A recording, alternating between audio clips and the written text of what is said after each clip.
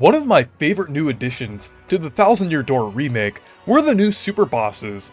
Fighting Waka and Prince Mush were amazing pieces of fan service and really helped the remake live up to the potential that it had.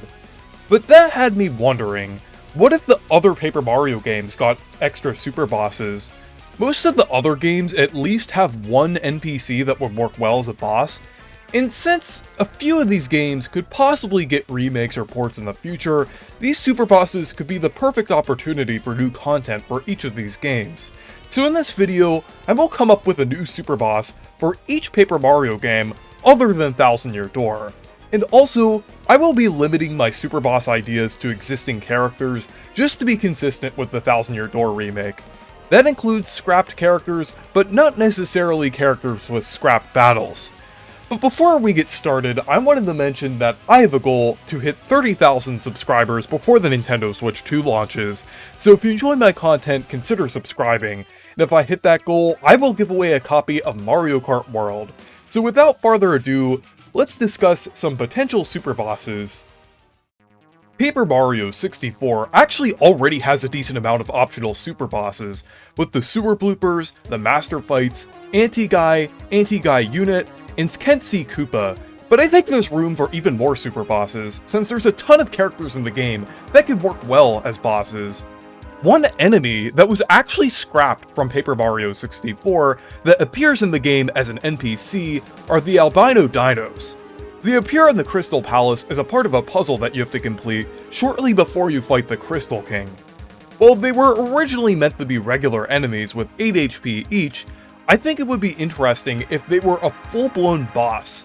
They already have 4 attack, 4 defense, and there are 3 of them, so their HP would only need to be inflated a little bit, maybe the 15 HP each. They're also immune to almost every status effect, so they are already designed fairly similarly to a boss. They could possibly be fightable just after the player finishes Chapter 7.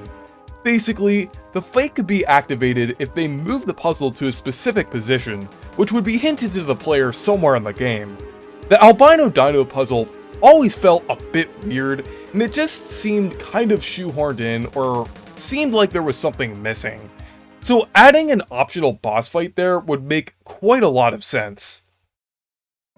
Super Paper Mario already has a decent amount of bosses, and most of the characters that warranted a boss have a boss in the game. However, there is one notable antagonist that doesn't have a boss, and that is, of course, Nastasia. But you might be thinking, how would she be a super boss when she's not necessarily as powerful as Count Bleck? But my solution to that is that you wouldn't just be fighting Nastasia. You would also be fighting a horde of enemies that she summons. Basically, she would summon multiple waves of mind-controlled enemies, with each of them getting harder during each phase.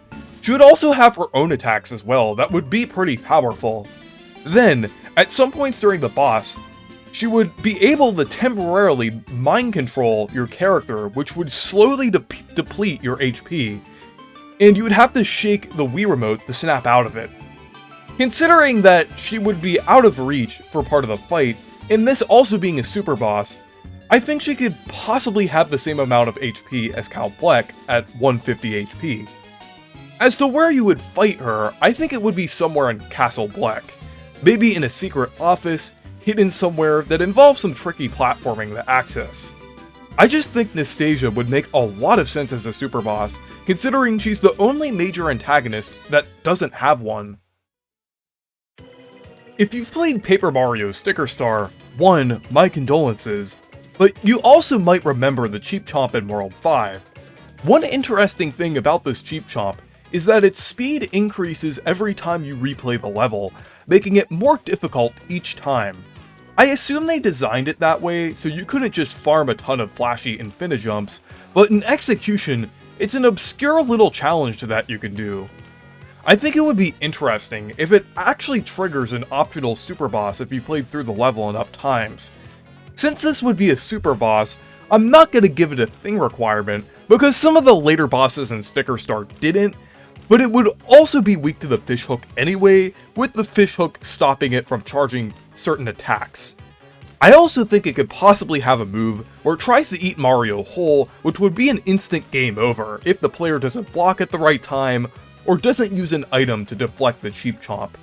So Sticker Star fans, are you happy that I put a little bit of effort talking about your game, rather than just saying this game isn't worth my time, breaking the rule, saying that King Monty Mole should have been the super boss, and calling it a day?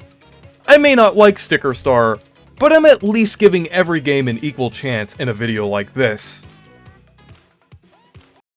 Color Splash is one game that is a bit hard to choose a super boss for, since most of the boss characters are fairly standard and straightforward. I would have liked to choose something like the Gooper Blooper, since this game doesn't have a blooper boss like the other Paper Mario games, or something to fit the Shy Guy theme like General Guy, but those would go against my rule of not adding any new characters. However, there is one character in the game that isn't a boss that would work well as one, and that is Dragodon. Normally, in the game, he is just an obstacle. Well, before you ride on him at least. And you have to drop the basin thing on him. But what if, instead of getting an instant game over when he catches you, it starts an optional battle which could bypass the use of the thing item?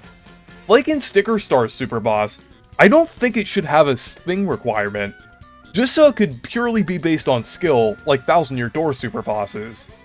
But the basin card would still deal significant damage if you use it.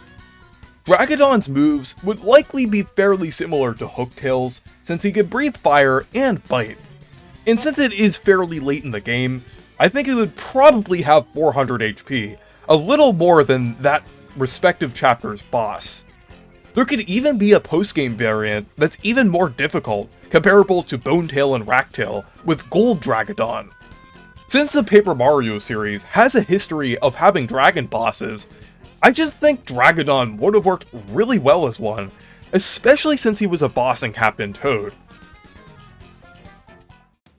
Another character that was actually meant to be fought, but the fight was scrapped from the game, is Origami Peach.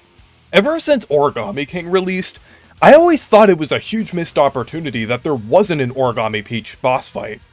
It honestly would have been a much more fitting penultimate boss than, Stapler.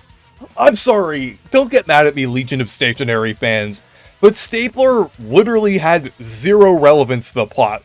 Origami Peach makes so much more sense to me.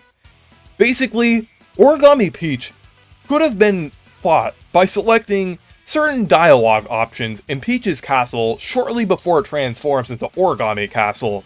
In battle, she would use an origami version of her parasol, but she would also have additional powers that would be granted to her by Ollie, comparable to when she was being controlled by the Shadow Queen. One idea that they had for her was for her parasol to have different status effects that match the 4 Vellumentals, with Earth, Water, Fire, and Ice. Each would cause Mario to be inflicted with those status effects, which would also be comparable to Roy's boss fight in Color Splash, since that was one of the few times that game actually utilized status effects, and Origami King is also very light on status effects, so it would have been cool to see a boss fight surrounding status effects at least. And when attacking Origami Peach, you would have to use either a Vellumental move that would counter the parasol, or an appropriate item like Fire or Ice Flower. I think they should at least give you the opportunity to use a Fire Flower or Ice Flower if you have them, rather than just locking you in to using the Vellumentals. She could even have moves that reference the Shadow Queen fight, but there would be all the equivalent of those moves, like a Blast of Lightning, or the ability for her to increase her attack power or defense, or summoning Origami Fortune Tellers in a similar way to the Dead Hands in the Shadow Queen fight. So I definitely think there's a lot of potential for an Origami Peach boss fight. Maybe if Origami King got a Switch 2 version, but I highly doubt it. So anyways, those are my ideas for Paper Mario Super Bosses. Let me know your thoughts down in the comments. And if this video does well, I may do a follow-up to it with even more ideas. So let me know what Super Boss ideas you want to see. So anyways, thank you guys for watching this video. Make sure to leave a like and subscribe for more. and make sure to check out my Discord server and Blue Sky if you want to. Stay perky!